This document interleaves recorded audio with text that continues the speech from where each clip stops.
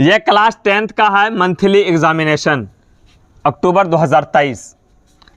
इसमें total 4 page है और इस 4 पेज के अंदर आपको जवाब देना है। फुल मार्क्स इसका 50 है, 50, और आपको 1.5 घंटे का टाइम मिलता है। कितने देर का?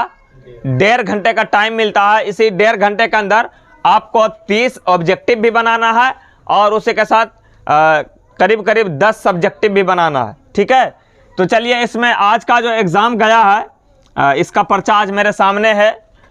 तो हम सोचे कि बेटर तरीका रहेगा कि इसको अगर बता दिया जाए तो आने वाले वक्त में आप सभी को शायद काम आ जाए तो ज़्यादा बेहतर होगा।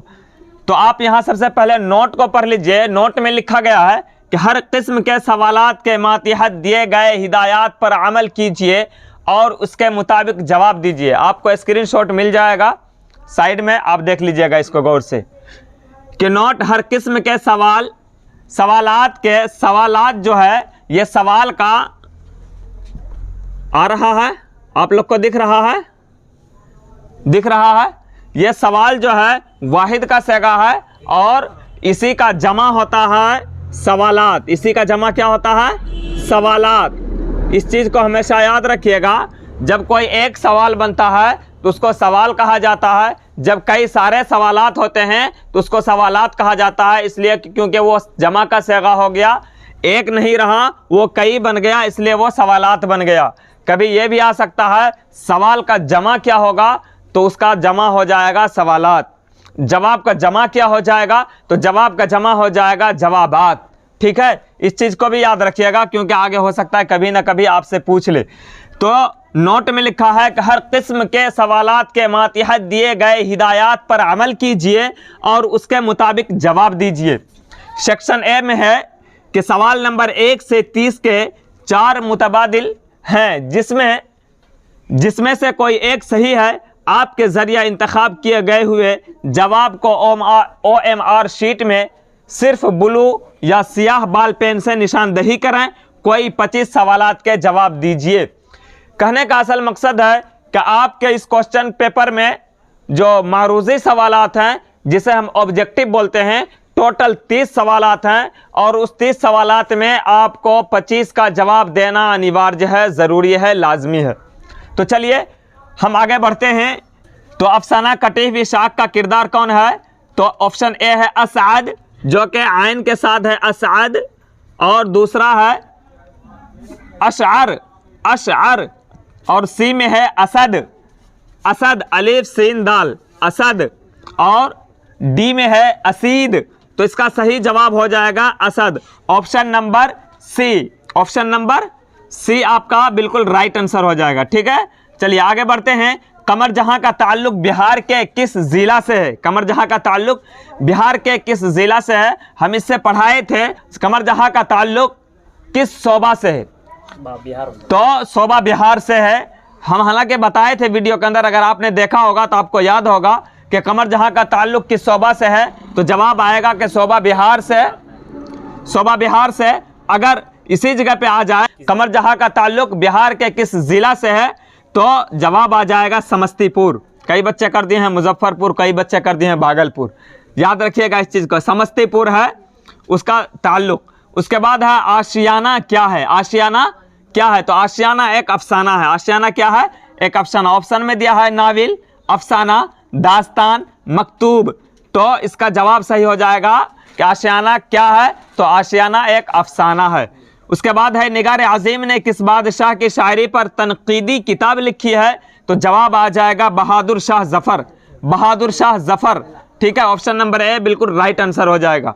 उसके बाद है कमर जहां का कौन सा अफसाना शामिल निसाब है? इसका जवाब बिल्कुल आसान है, कटी हुई शाख।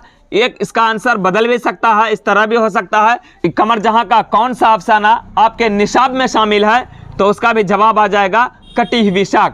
उसके बाद है अजनबी चेहरे किसकी तसनीफ है? अजनबी चेहरे किसकी तसनीफ है? तो यह कमर जहां की तसनीफ है। किसकी तसनीफ है? कमर जहां की।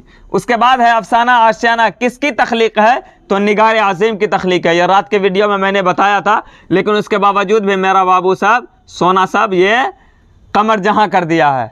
हाँ, इतना जल्दी भूल जाते हो। तो अफसाना आशियाना किसकी तख्लीक है? तो निगार आज़िम की तख्लीक है। इसमें ऑप्शन दे दिया है शकीला अख्तर। हालांकि बहुत जल्दी जल्दी ये चैप्टर आया हुआ था, बार बार एक ही नाम जो आता है इसलिए कंफ्यूज हो जाते हैं स्टूडेंट कि पता नहीं क्या होगा, पता नहीं क्या होगा। 2 नाव में नहीं बैठना है, 1 नाव पे बैठना है, वरना फिर मर जाओगे दरिया में डूब के। तो शकीला अख्तर, बी में है सैयद मोहम्मद मोहसिन, सी में है कमर जहां और डी में है निगार आज़िम। तो इसका सही जवाब हो जाएगा निगार आज़िम। सवाल नंबर 8 है कि निगार आज़िम ने पीएचडी किस यूनिवर्सिटी से किया था? जवाब है ऑप्शन ए में जवाहरलाल नेहरू यूनिवर्सिटी, बी में है जामिया मिल्लिया इस्लामिया, सी में है दिल्ली यूनिवर्सिटी और डी में है अलीगढ़ यूनिवर्सिटी। तो जामिया मिल्लिया, ठीक है। उसके बाद है अदब की पहचान किस तरह का मजमून है? तो तनकीदी मजमून है। ये जवाब बी ऑप्शन सही आ जाएगा, ठीक है। उसके बाद सवाल नंबर 10 में है उर्दू तकनीद में अब्दुल गनी का खास मैदान क्या रहा है? तो जवाब आ जाएगा इकबाल। जवाब क्या आ जाएगा? इकबाल। ऑप्शन नंबर बी बिल्कुल राइट आंसर है। उसके बाद है गालिब ने, 11 नंबर में, गालिब ने उर्दू के अलावा किस जबान में शायरी की है?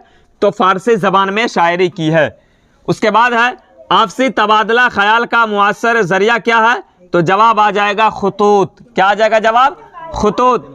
13 नंबर में है कि उर्द हिंदी क्या है? उर्द हिंदी क्या है? इसका राइट आंसर हो जाएगा सी, खुतूत का मजमुआ।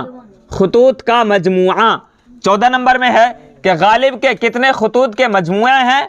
तो इसका राइट आंसर हो जाएगा ए, यानी 2। गालिब के जो है कितने खुतूत थे?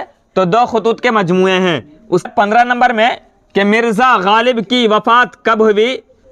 तो मिर्ज़ा गालिब की वफ़ात जो है 1869 ईस्वी में, यानी ऑप्शन नंबर सी बिल्कुल राइट आंसर हो जाएगा। उसके बाद है 16 नंबर में कि परवेज शाहिदी का पूरा नाम क्या है? Option number A right answer हो जाएगा, सैयद इकराम हुसैन। उसके बाद जो है 17 नंबर में हम नौजवान हैं क्या है?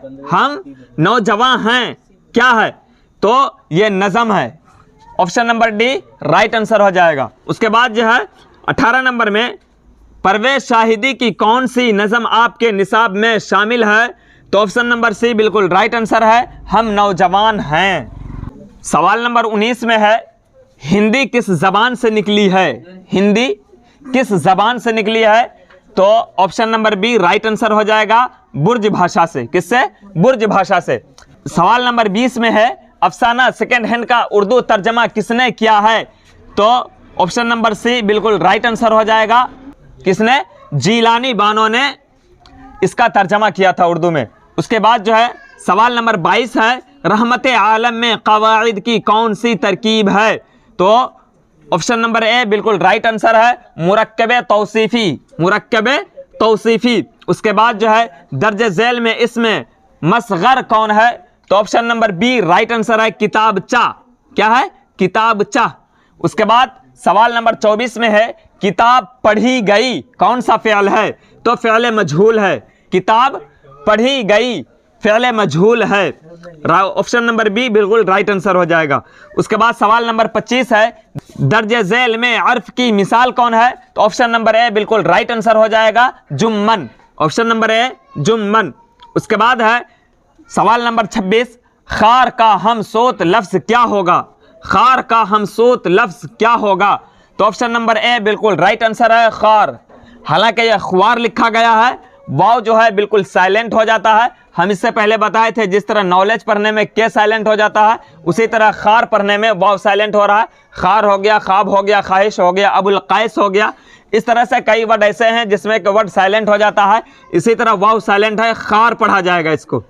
उसके बाद सवाल नंबर 27 है मैं दिल्ली जाऊंगा ये कौन सा ज़माना है? तो फ़ियल मुस्तकबिल है। जिस तरह हम अंग्रेजी में फ्यूचर बोलते हैं उसी तरह फ्यूचर को उर्दू में मुस्तकबिल बोला जाता है। फ़ियल मुस्तकबिल जो ये वक्त चल रहा है इसको फ़ियल हाल कहा जाता है।